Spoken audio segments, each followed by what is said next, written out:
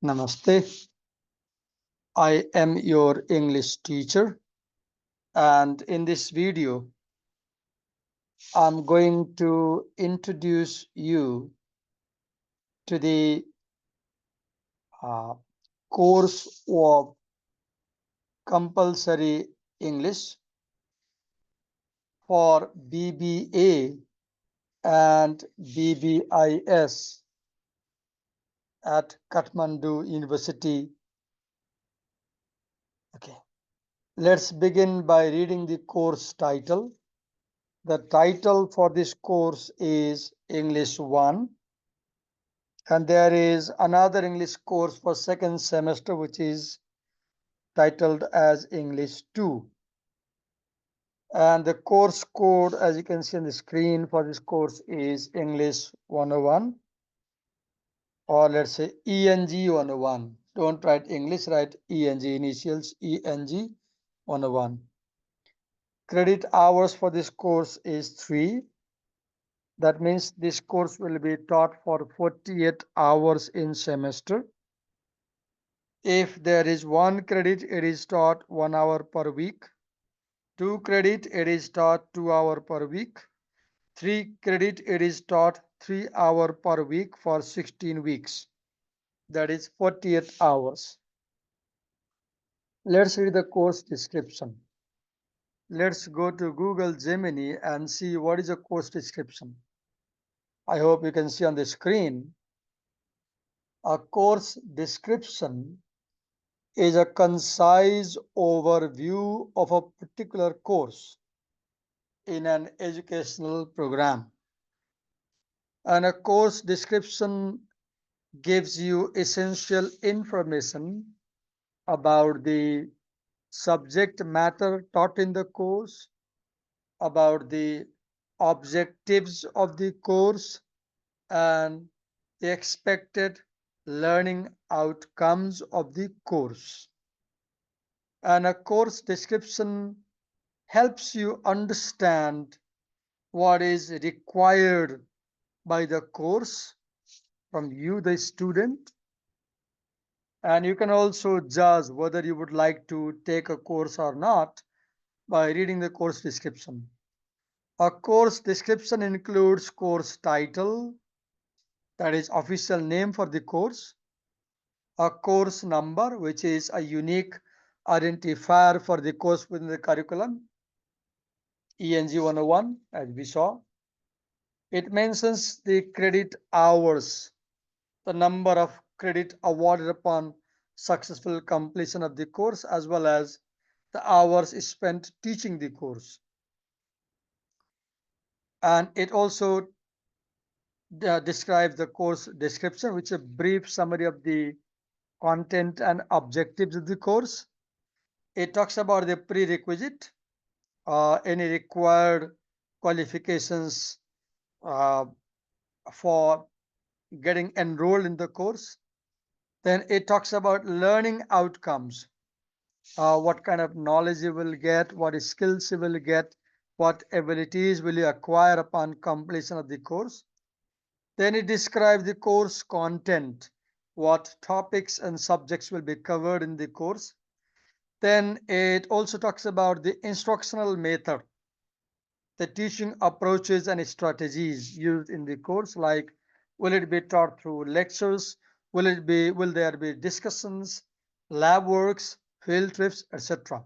Then it might also talk about assessment method, how many marks internal exam, how many marks external exam, whether you will be evaluated on the basis of unit test or midterms, standard exams, assignments, projects, presentations, etc. This is what course description means. So it says that it focuses on different literary genres. Okay, let's again come back to the screen and check what is literary genre. Broadly, you can categorize literature into 2 groups: fiction and non-fiction.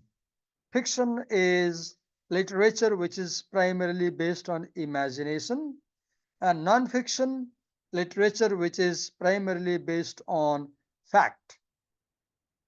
Within fiction or literature based on imagination, you have, let's say, poetry, poems, then you have stories or novels, you may have play or drama, then you have essays, and these days you also have documentaries and movies as literary genre. Other categories of fiction can be novel, short story, fantasy, science fiction, mystery, horror fiction, romance, comedy, dystopia, utopia, etc. In non-fiction category, you have biography, someone's life story written by another person. You have autobiography, someone's life story written by the person himself or herself. Memoir, a personal account of a significant event or period in person's life. Essay, a loose sally of the mind. Montaigne defines as essay as a loose sally of the mind on a topic, free piece of writing on any topic.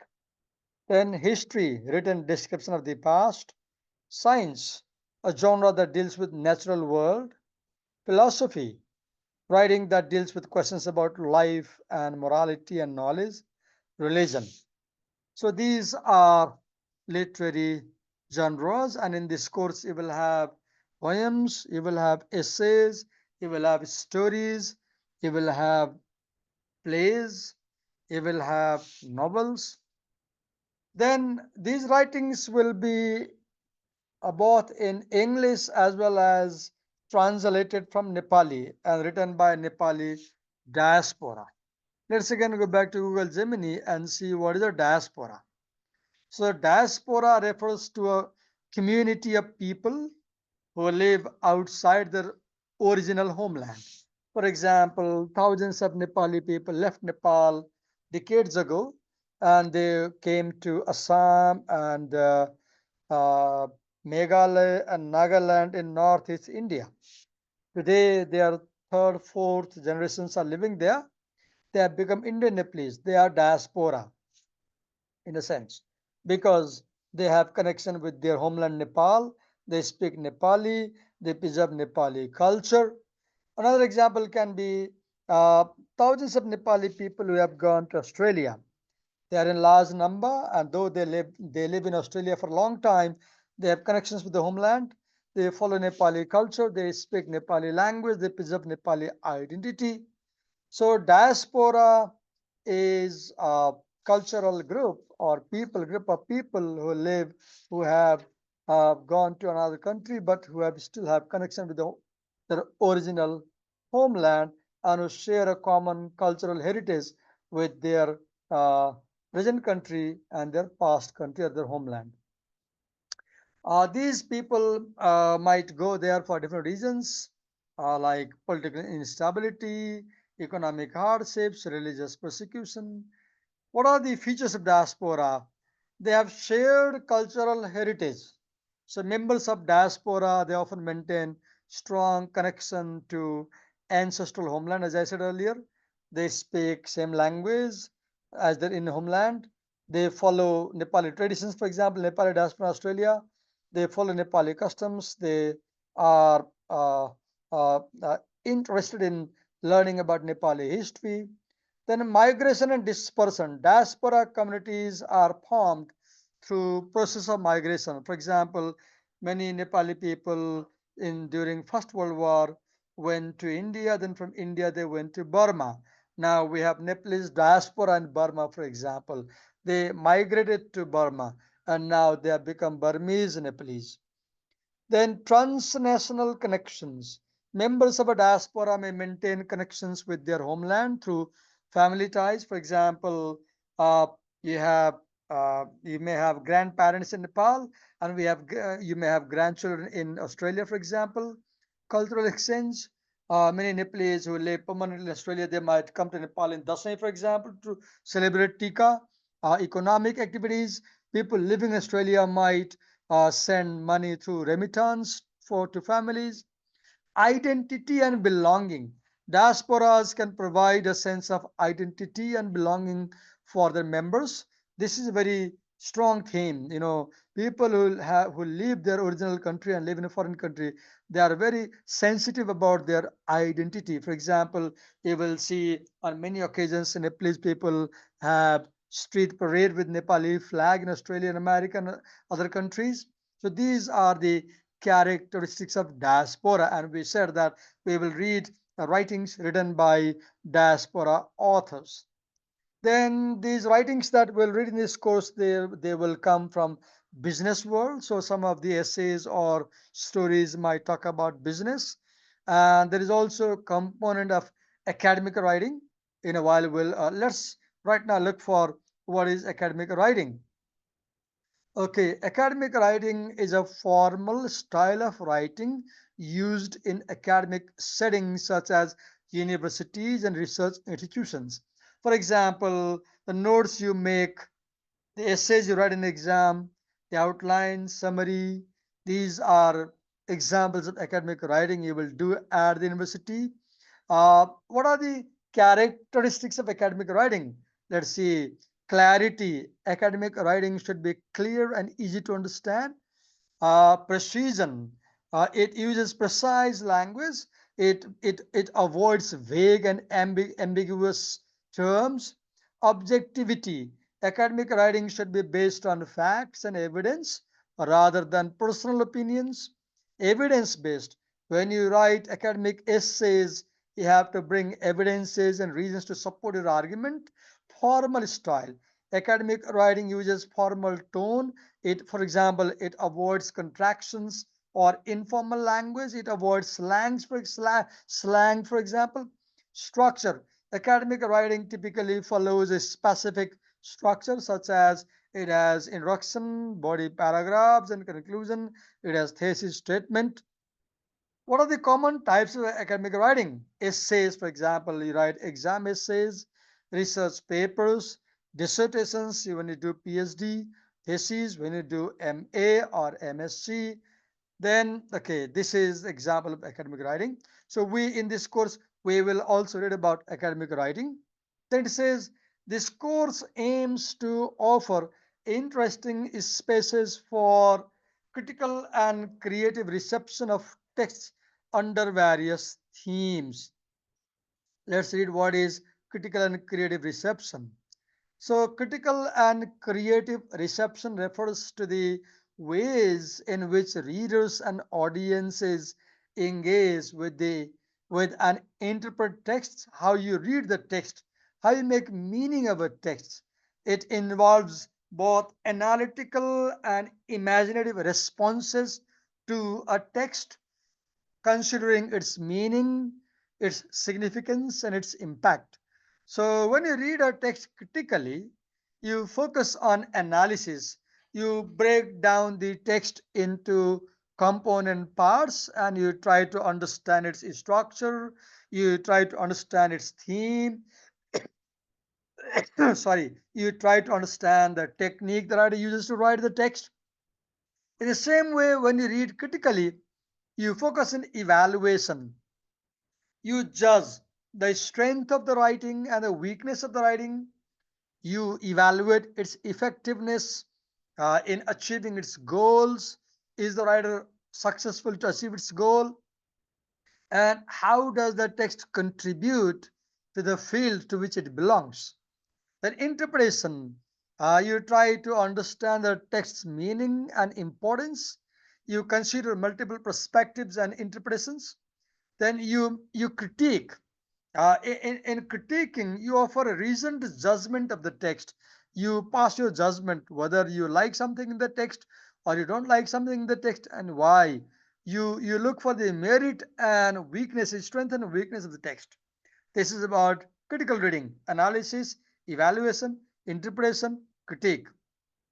Now, creative reception. When you read a text creatively, you use imagination.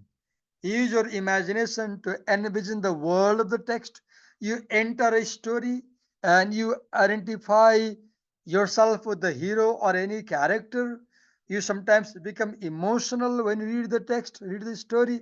You relate with the characters. You relate with the events taking place in the story. Then engagement. You connect with the text on a personal level. You experience its emotions and ideas. Creation. You respond to the text by creating something new, such as a fan fiction, artwork based on the text, or musical composition. Interpretation. You develop one's own unique understanding of the text, often influenced by personal experience and values. Every reader brings their own understanding of the text. So, what factors influence critical and creative reception? Reader's background, your personal experience, your personal beliefs, your cultural context, they all shape how you understand a text. The genre and style of the text. Different genres and styles may evoke different responses from readers. We don't read poetry the same way as we read an essay, for example. Historical and cultural context, the time period and cultural context in which a text was created can influence its interpretation. When you read Shakespeare's play and if you read George Bernard Shaw's play, they are written in two different times, so they may have different interpretations. Then critical discourse, the prevailing critical perspective, the theory you use. For example, you may read a story from feminist perspective or any Marxist perspective. This is critical and creative reception of the text. So we'll read the text critically and creatively. Alongside, there it says under various themes. What is theme in literature? Let's see. A theme in literature refers to the central idea or message that the author wants to convey through the story. It's the underlying concept or motif that unifies the work and gives its meaning. Themes can be explicit or implicit, and they can be universal or specific to the story. For example, a story may have dominant theme of love. There may be a story about loss, somebody may die, somebody may lose their property. Then a story may be about identity, good versus evil, a struggle between good and evil, revenge, power, nature versus culture, coming of age. These can be various themes in a story or in a text. Alongside, it aims to broaden students' horizons related to language and modes of communication. Let's check what is mode of communication. Mode of communication refers to the method or channel used to convey information. For example, we can convey information through verbal communication like face-to-face conversations, phone calls, presentations, or Zoom video like this one, or non-verbal communication, body language, facial expressions, and gestures to convey information, right? Tone of voice, posture, eye contact, and written communication. Okay, primarily through listening. So in this course, you will do some listening. You will also watch documentaries and movies. You will speak a lot in the class through interactions. You will read at home and you will write. The major thrust of the course lies in different layers and modes of reading and writing. So the modes of writing means, for example, you may write to tell a story, you may write to describe a scene, you may write to make an argument, you may write to persuade somebody for something, you may write to explain something, you may write to establish the cause and effect of something, you may write to define something, you may write to illustrate the process of doing something, you may write to inform. These are the modes of writing, and there are layers of reading, right? For example, you may read to summarize, you may read to interpret, you may read to view something critically, you may read to assimilate the reading, you may read something actively, you may read something critically, you may make uh, uh, uh, uh, asymptomatic reading, right? Okay. So in this video, I read the course description and I focused on key terms like literature genre, diaspora, academic writing, critical and creative reception of text, theme, uh, modes of communication, and layers and modes of reading and writing. Now, after watching this video, you will answer the following questions. Note down the questions. When you come to my class, you will submit me a written answer of these questions on a separate page. On top of the page, write your name, write BBA or BBIS first semester, and write the date, and write assignment number 1. And assignment 1, course description. Question 1. What do you understand by different genres of literature described in a paragraph? Question number 2. What do you mean by diaspora? Explain. Question number 3. What is academic writing? Define. Question number 4. What do you understand by critical and creative reception of texts? Question number 5. What do you understand by theme in literature? Question number 6. What do you understand by modes of communication? Give examples. Question number 7. What do you mean by layers and modes of reading and writing?